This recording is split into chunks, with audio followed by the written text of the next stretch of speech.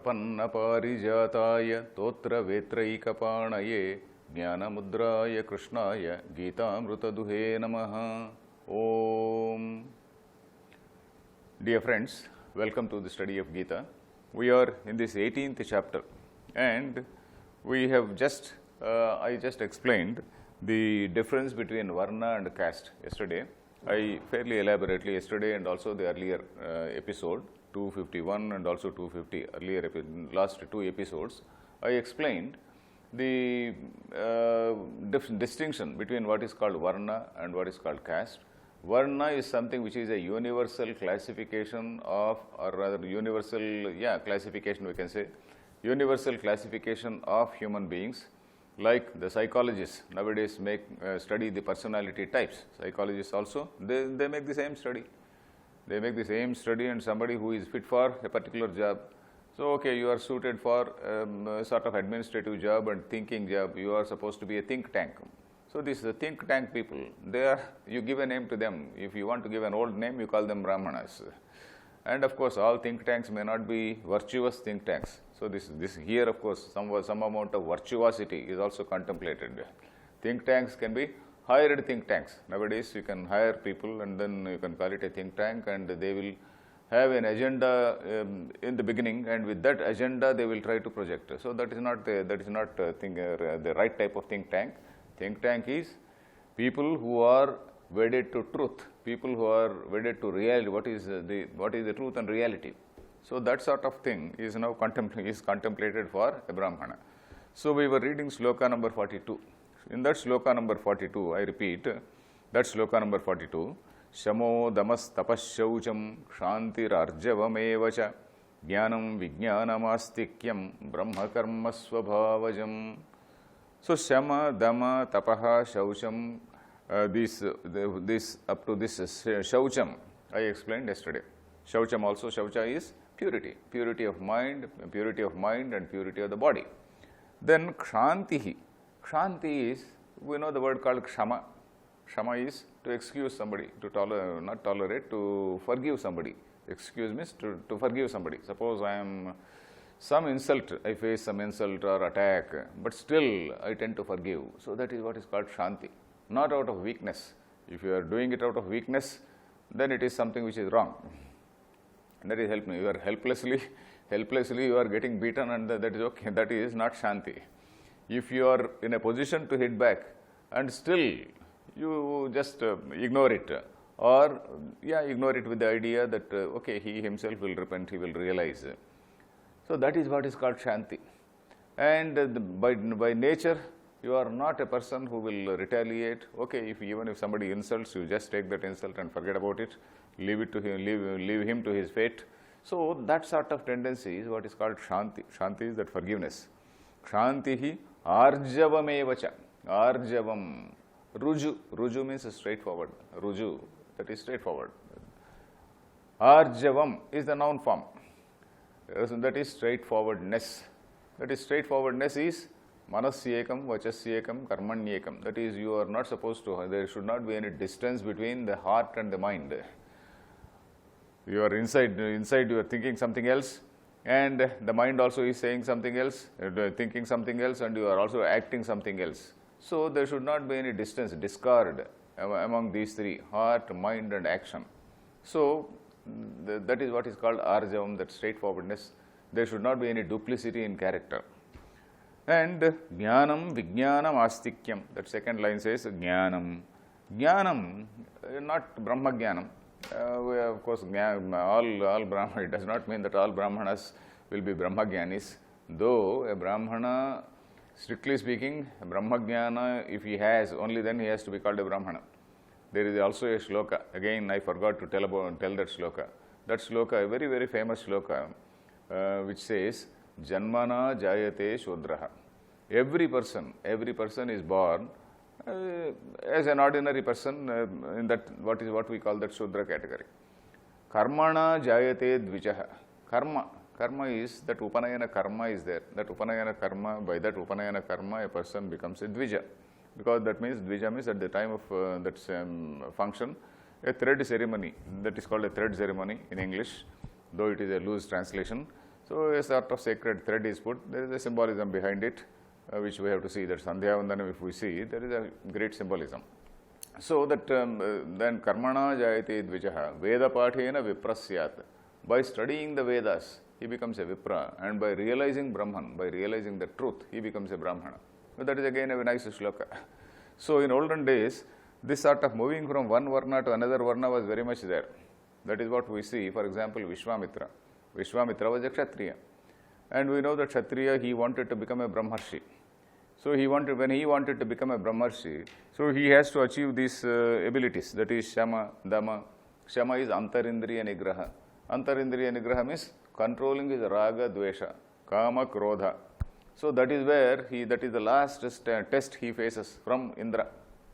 I have told that story, I think 3 or 4 times. When Vishwamitra sits for that tapas, he starts with a tamasa tapas. In 17th chapter we saw what is called a tamasa tapas. Tamasa tapas is that tapas in which you are trying to demolish your enemy. You want to destroy your enemy. You want to acquire some powers and you want to demolish your enemy. So that tamasa tapas also he does. And that tamasa tapas is of no use. He realizes he gets all weapons from Lord Shiva, and still all these weapons are of no use against Vasishtha. Then again he does another tapas, and during that tapas there are some other attractions. That is, he goes for fame and name. That is, he wants to send a person called Trishanku to heaven. So basically with his corporeal body. And that is something which is just not contemplated, because nobody can physically go to heaven. It is what is called the Linga Sharira which goes to heaven by virtue of all the good deeds a person has done in this world. Because when we perform all the good deeds, then there is what is called punyam, and with this punyam, we are supposed to go to some big loka, some heavenly worlds. So whereas Vishwamitra wants to earn some name and great fame that he is the greatest man who has sent a person with the physical body to heaven. So with that ego, with that notion of all that Rajasa spirit, so he performs a yajna. That is a Rajasa yajna. Then again there is another episode where he wants to rescue another boy called Shunashepa. So that again is a Rajasa yajna. Then again finally he comes out of all those things and then again performs great tapas. At that time the final test is in Kama and Krodha. So for any human being, probably the greatest test is in Kama and Krodha. Kama is particularly with reference to the woman. So that Menaka comes, and then in his vicinity where this gentleman was doing tapas, there was a small pond. In that pond probably this man was also taking water from that pond, and then that Menaka comes and then she is swimming in that lake. As the name indicates, Apsara. Apsara itself means up. Apaha means water. Sara. Apsu saranti. So somewhat like the Russian swimmers, or that what that particular swimming is called. There is a particular name I forget. So all those, like those swimmers, this lady is a great swimmer, and then she was swimming. And when she was swimming, this man sees and he is so totally enchanted by Menaka, and then he goes to her and then he courts her and then he invites her, "Oh, come and stay with me." And that, okay, she has not come and seduced. He himself went there and requested her. So she comes, and then he lives with her for some time, and after some 10 years he realizes, and then then at that time a baby also is born, that is Shakuntala. And then because he himself has invited, he knows that he is at fault and not she.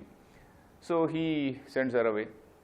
He honorably sends her away. Okay, go back to your place, it's not your mistake. Then Kama, then again for a long time he does tapas, and then he overcomes that tendency called Kama. But still that Krodha has not gone. Indra again wants to test his Krodha. Krodha is anger. Then how to do? Again use the same technique. Again use the same technique of sending a woman. Then let us see if he has overcome that Kama or not, that Krodha or not. Because this time he knows he has conquered Kama. But still, Krodha will be there. Again you are trying to disturb me, something like that.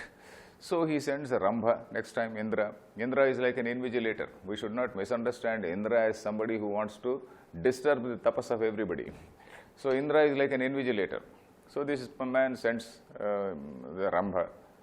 And Rambha goes, and then some nice ambience is created, and then what is called the spring season, that Vasanta, and all some nice smell of flowers and whatnot, some nice cuckoo bird cooing and whatnot, all the natural music, all the nature's music is there. And at that time he finds this Rambha. And then Vishwamitra grows angry. Why you have again come, the Indra is again, he has again come to seduce me. So he gives some curse to that Rambha. So which means he has not controlled his anger. So then thereby his tapas again is reduced. So then again he again does, he realizes his mistake and again does tapas, and in such a serious way. Then all the gods, they appear before him, and then they say, yes, now you have conquered Krodha and Kama and Krodha, now you are a Brahman. So this is what the Ramayana describes in a very, very beautiful way. Ramayana Balakanda, if you see, describes in a beautiful way. So it does not mean that all the people whom we call Brahmanas, they have all these qualities. Certainly not. People whom we are now calling them as Brahmanas, if you want to see all these qualities, to some extent these are there in all people, not only in Brahmanas, in all the people. So if you want to find these qualities, and then if you want to define, yes, he is a particular person, you may not find anybody. So but anyway, let us see. Jnanam Vijnanam Astikyam. Jnanam is not that Brahma Jnanam. It is about Shastrartha Jnanam, Shastranam Vakyartha Jnanam. At least this man, he should know what is there in the Vedas. He should know. He might not be a realized person. He might not have realized Brahman. But he should have at least have that scholarship, that scholastic pursuit has to be there, and then he should know at least what is there. Shastrartha Jnanam is at least what this text says. Text says, okay, Tattvamasi. Text says, Aham Brahmasmi. So at least he should know them. At least he should know the logic behind them. He should be able to communicate to others. Even if he is not able to realize Brahman, his student, his disciple may realize Brahman. We also come across such stories where the teacher teaches something, and though the teacher is not a realized one, the student may be a realized one. So it's like that. So this Vijnanam, Jnanam. Then Vijnana. Now Vijnana comes to Anubhava. Jnanam, Vijnanam, Astikyam. Vijnanam is, that is realization. Anubhava. So when the text says Tat Tattvam Asi, I should be able to realize, at least to some extent I should feel, yes, there is something in this text is not speaking nonsense. Otherwise, if I don't have that experience, then I will have an idea, okay, this text is something which is nonsense. When the text says Aham Brahmasmi, how can I be Brahman? Brahma is somebody who is all powerful, omniscient, omnipotent, etc. How can I be that? Then I have got a totally wrong understanding of that supreme reality. Supreme reality is not somebody who is sitting in the sky, a very, very omnipotent, omniscient person. It is that pure consciousness, the infinitely existing consciousness which is present all over, and that in that infinity I am not separate from that infinity, I am not different from that infinity, I am not out of that infinity. If I am out of that infinity, I become zero. So I am that infinity. So this awareness has to be there, at least theoretically. And when you are having it theoretically, slowly it sinks into our mind that not only me, every other being is also Brahman. Every other being is also a manifestation in that reality. So that is Vijnanam. Jnanam is theoretical knowledge, and Vijnanam is not practical knowledge. Vijnanam is that experiential knowledge. Jnanam is theoretical knowledge, and this is experiential knowledge. Then Jnanam, Vijnanam, Astikyam. Astikyam is astika. What is astika? Astika is asti. In Sanskrit, asti means, okay, yes, it is. We'll just take a break and we'll come back. Break తీసుకోవడం మర్చిపోయినా కదా నువ్వు నేను మర్చిపోతే నువ్వు అట్లా అనాల.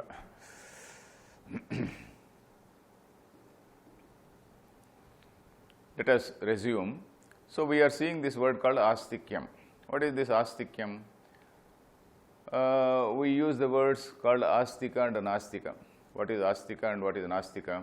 Usually, generally, we use these terms to refer to somebody who is a theist, A theist is somebody who believes in the existence of God. Usually, in normal parlance, we call him astika. Nastika is atheist. Atheist is somebody who does not believe in the existence of any God. So, usually in society, we use these terms, astika and nastika.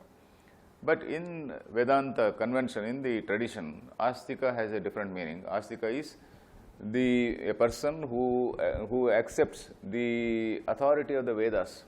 He accepts the authority of the Vedas in the sense that yes, these Vedas are not given by people who wanted to establish a religion. These are the rishis who did not have any agenda of establishing some kingdom or anything like that. These are the people who just pursued truth, who wanted to contemplate on what is that supreme reality. And so, when like you are accepting science, we don't attribute motives to science. If some discovery is there in invention or discovery is there in Germany, I don't attribute motives to them. If there is some other invention in America or UK or some such place, I don't attribute motives. I accept it because it is something which is scientifically derived. Similarly, the definition of God is also something which is scientifically derived in the Vedanta. Vedanta has no agenda. Vedanta has no agenda to establish an empire. So, with that view, I accept that astikyam. And of course, we also see that Buddha and Jaina, though they did not accept the authority of the Vedas, they were also they were rational people. They were also people who pursued things without any agenda. Buddhism and Jainism also pursued reality without any agenda. Vedanta also pursued reality without any agenda. Only the difference is Vedanta said, yes, there is something called supremely existing consciousness that is always present, eternally present. So, the Vedanta says, yes, that supreme, that what we call infinitely existing consciousness is Brahman, that is the reality. Whereas Buddhism does not accept that the existence of even that consciousness. And even that consciousness or intelligence, they say it is something which is momentary, kshanika vijnana. So, that is the reason, that is the only difference. And Vedanti questions, if you want to say that kshanika vijnanam and whatnot, then what about who is cognizing that, who is seeing that vijnanam, who is seeing that jnanam? That is, if somebody says that jnanam is something which is born, then if you say that, in order to say that jnanam is born, there should be a viewer, a viewer, that is a person who is witness. So, that witness cannot be an insentient person, witness has to be an intelligent person only. So, that witness, when you accept this intelligence, the intelligence of witness, then again you cannot say, okay, when was this witness born? So, for that you need another witness. So, it is called infinite regression, it goes. So, we have to accept that consciousness is something which is eternally present. So, of course, Buddhists, they have their own logic to negate or to refute. So, what I want to say is Buddhism, Jainism, Vedanta and also Sikhism. Sikhism is very, very close to Vedanta, very, very close to Vedanta. So, these are philosophy or schools of philosophy which have attempted to examine things in a very, very rational way. And a person who accepts this logic is what is called an astika. Astikyam is astikasya bhavaha. That particular state of accepting the authority or validity of the Vedas is called astikyam. So, jnanam, vijnanam, astikyam. Then, brahma karma svabhavajam. So, these are all the duties, these are all the tendency, not even tendency, brahma karma it says, these are all the duties. A person who is supposed to have shama, person who is supposed to have dhamma, person should be having the tapas, contemplative ability, shaucham, shanti, arjam, he should very thoroughly practice all these virtues and then imbibe these virtues, and only then he can be, he is a Brahmana. And as I said, it may be very, very difficult to find. These are qualities which are found in various other people. And according to the olden days practice, whoever is having these practices has to be accepted as a Brahmana, according to the Vedic scheme of things. Then we come to what is called Kshatriya and Kshatra karma. Kshatra is Kshatat trayate iti Kshatriyaha. Kshatat trayate. That is, when somebody is under attack, This man goes and rescues when the weak are being supposed or plundered or looted or harassed by the strong person, a bad guy. Suppose a bad guy is there harassing an innocent person. So the Kshatriya's duty is to stop that bad guy, if necessary fight with that bad guy. So that is the Kshatriya. So what are the qualities required there? Shauryam, that is shloka number 43. Shauryam tejo dhrutir dakshyam yuddhecha pyapalayanam Dhanam Ishvara Bhavascha Kshatram Karma Swabhavajam. Here also how many qualities? Shauryam, Tejaha, Dhrutihi, Dakshyam, Yuddhe, Apalayanam, Dhanam, Ishvara Bhavaha. 7 qualities have been mentioned in this particular shloka. Shauryam, there are some very, very close words like Shauryam, Viryam, Parakramam, very, very thin difference, very, very difficult to differentiate. Shaurya is what we call valor. You may have valor, but you may not have tejas. Tejas is what? That boldness and assertiveness. A person is having that shaurya, but that boldness and assertiveness and is not there. Parakrama is the ability to run forward, to run forward and face a problem. That is parakrama. So anyway, Shauryam, Tejaha, these are required in a Kshatriya, a person who wants to save the victim. So he should have that ability to intervene, he should have that strength. Shauryam, Tejaha, Teja is that boldness and assertiveness. Dhruti is what we call steadfastness. Suppose I determine something, I will not shake from the determination, I will not deviate from the determination, I will stick to that. That is called Dhruti. Dhruti means very tough resolution, a very tough resolution and steadfast in that resolution. That is what is called Dhruti.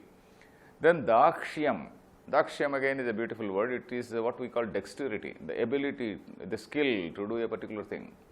A Kshatriya, even if he has some strength, physical strength, he should also have the skill, dexterity, both physical and mental dexterity. Dakshyam is something both physical and mental. There are 2 angles to that. Mental dexterity is assess the situation. You see the ability to see the enemy, and not only the physical strength but also the intellectually. So that is that Dakshyam. Dakshyam, Yuddhe cha api apalayanam. Yuddhe cha api apalayanam. You have to split it as Yuddhe cha api apalayanam. Apalayanam means, palayanam is running away. Palayana mantram, we say in Telugu, Palayana mantram patinchadu. So Palayana mantram means something. So he ran away from the scene.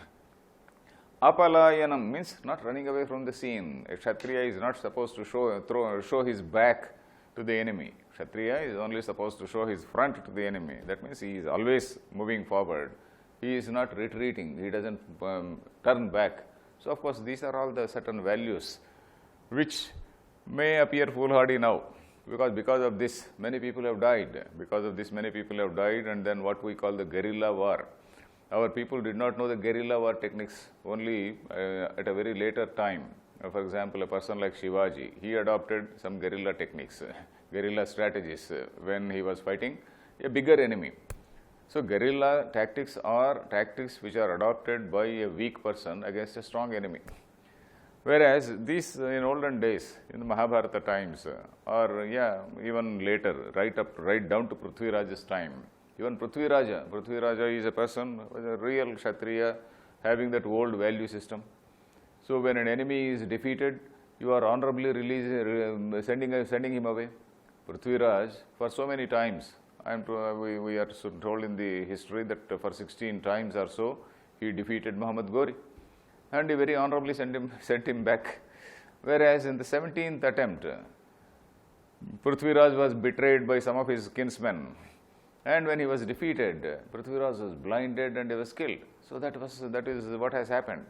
So this value system sometimes may be impractical.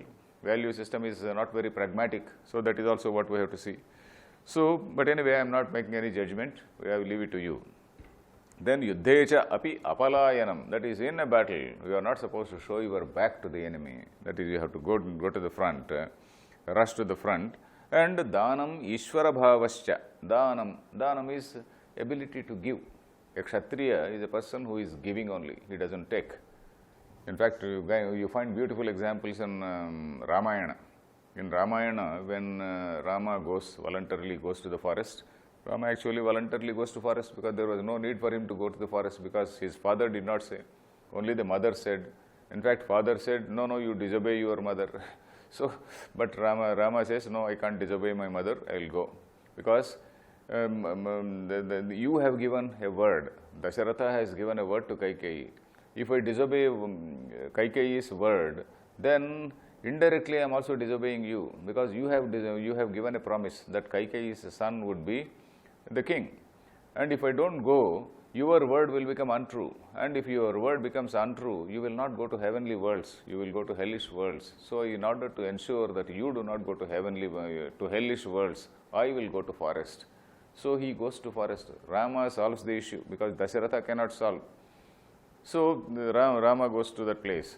And when he goes to that place, forest, then Guha says, now you have come away from Ayodhya. You be here, you stay here only. This kingdom is yours only. You take this. And Rama says, as a Kshatriya, no, I cannot take. He doesn't even take food from Guha. He doesn't even take food.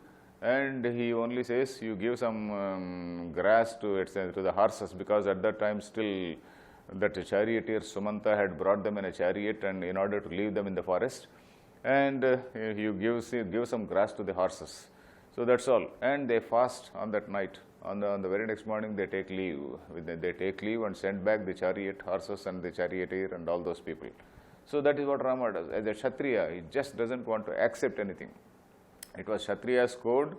If at all he has to get something, he has to fight and get. He should not beg. So that is so he has to give only, give also, always. So if somebody comes and asks something, he should be always giving. That charity, that quality of charity has to be there in a Kshatriya. And also, Ishvara Bhavascha. Ishvara Bhava again is a beautiful word. Ishvara is, what is Ishvara? Ishvara is a Lord. Isha means to lord over. Ishvara Bhava means that the tendency to lord over people, tendency to dominate, tendency to become the leader. Suppose there is our own area problem, let us say, in our own area, in our own community, there is some issue. All people will not take up. All people, okay, let somebody take up. There are many people who are good followers. But there are some leaders, yes, they come forward, they contact everybody, and then they take up the issue with higher authorities. That is Ishvara Bhava. And maybe somebody who wants to contest in the political field. So that person, he has to contact so many people and then mobilize support for him. So that is that ability to ability to talk to people, and then ability to dominate, ability to lead. In fact, if you want to use a modern word, we call it leadership qualities. So all these leadership qualities, Ishvara Bhava, perfect word maybe, leadership qualities. So these leadership qualities, all these things, they are called the Kshatram Karma. Kshatriyasya idam Kshatram. Kshatriya, from the Kshatriya only Kshatriya comes. Kshatriya is Kshatat Trayate iti Kshatriya. That is somebody who is protecting, he is called Kshatriya. Kshatram is another noun form which refers to that particular quality. Kshatram karma. So that particular karma is Kshatriya karma. Swabhavajam. And then again it is something which is, people are endowed with that. And of course it is not watertight, as I said. I told you the story of Vishwamitra. If you want to change it, and if you want to go to some other level, like Vishwamitra, he has to control the raga, dvesha, etc., and then he can become another level, or he can go down also. So depending on the qualities, how we change our nature, and we will be moving up and down. So that is what we see, and we will continue tomorrow. Harihi Om Tat Sat.